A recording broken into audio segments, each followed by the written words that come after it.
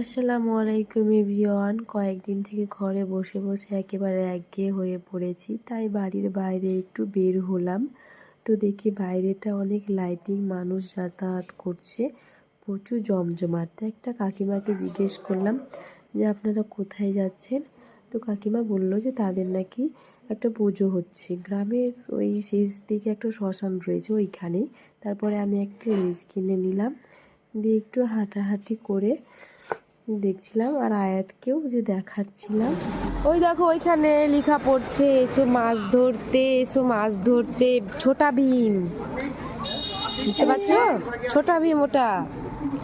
আয়াত তো দেখে বেশ খুশি হচ্ছিল। বাচ্চা ছেলেরা তো লাইট ফাইট দেখে বেশ ওদের আনন্দিত হয়। তারপরে আমি এবার বাড়ি চলে যাব। তো তোমাদেরকে আমাদের চালের গোডাউনটা ভালো মতো দেখিয়ে দিই। তোমাদের যদি কারোর চাল প্রয়োজন হয় চলে এসো। আজকের ভিডিও এইটুকুই। নেক্সট কোনো ভিডিওতে আবারও আমি আসছি। সবাই আমার জন্য দোয়া করবেন এবং আপনারাও ভালো থাকেন।